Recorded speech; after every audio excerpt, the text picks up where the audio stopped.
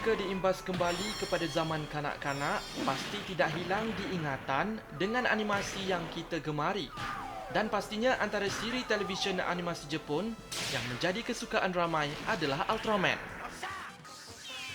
Animasi popular negara matahari terbit itu lazimnya memaparkan watak Ultraman sebagai adiwira yang sering menyelamatkan orang ramai daripada diserang raksasa. Dianggap sebagai penyelamat dunia, karakter Ultraman yang mempunyai kuasa luar biasa ini juga mempunyai adik-beradiknya. Dan setiap jenis Ultraman juga memiliki warnanya yang tersendiri.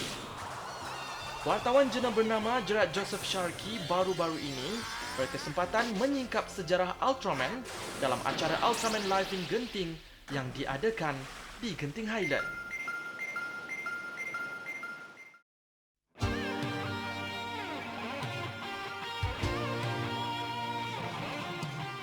Ultraman ialah fiksyen yang ditampilkan dalam rancangan televisyen tokusatsu atau kesan khas.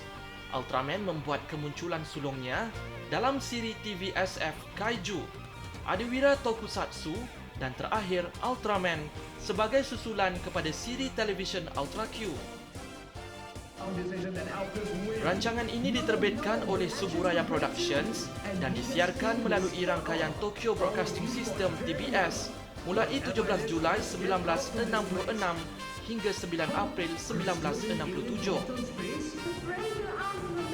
Dengan sejumlah 39 episod, iaitu 40 episod jika diambil kira rancangan istimewa sebelum tayangan perdana pada 10 Julai 1966. Rancangan ini menjadi fenomena budaya pop yang besar di Jepun dan telah menarik berpuluh-puluh rancangan tiruan seumpamanya, serta banyak juga sequel dan bikinan semula yang kekal popular hingga kini. Namun sehingga kini, aura Ultraman tetap tidak akan lupa diingatan bagi penggemarnya. Untuk itu, Resorts World Genting (RWG) dengan produksi penerbitan Ultraman, iaitu Suburaya Productions, membawa Ultraman Live in Genting ke negara ini. Ia merupakan persembahan Ultraman terbesar di luar Jepun yang pernah dianjurkan, sekaligus memberi peluang terbaik kepada peminatnya di Malaysia. Hero-hero Ultraman bukanlah sekadar ikon di negara Jepun sahaja, malah siri televisyen tersebut telah mempengaruhi semua lapisan masyarakat di serata dunia. Untuk pengetahuan anda, Ultraman Live in Genting 2015 ini mempamerkan karakter-karakter terkini seperti Ultraman Ginga dan Ultraman Zero dengan paparan cerita terbaru khas diciptakan untuk penonton-penonton Malaysia. Seramai 17 kru siri asalnya didatangkan khas dari Jepun demi memberikan persembahan terbaik sama seperti yang dapat ditonton di kaca televisyen.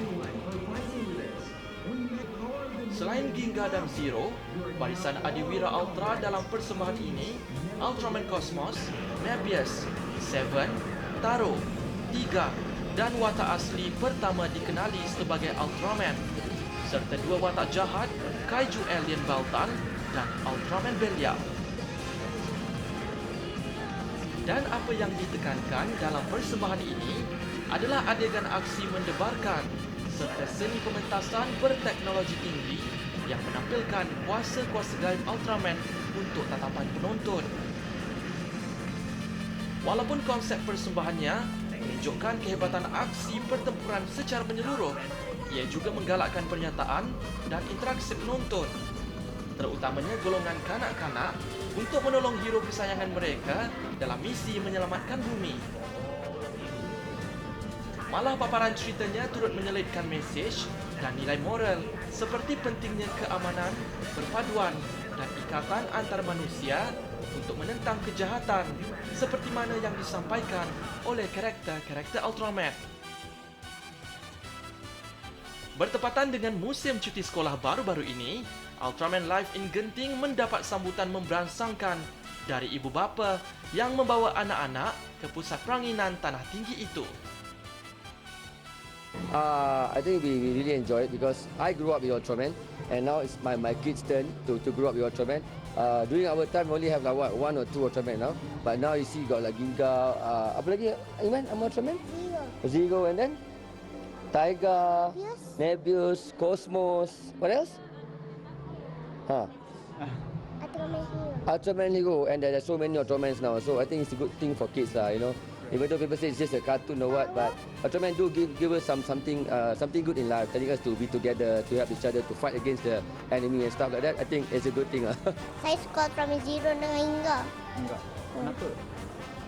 sebab dia baik. Dia baik. Apa dia buat tadi? Dia buat lawan dengan saya.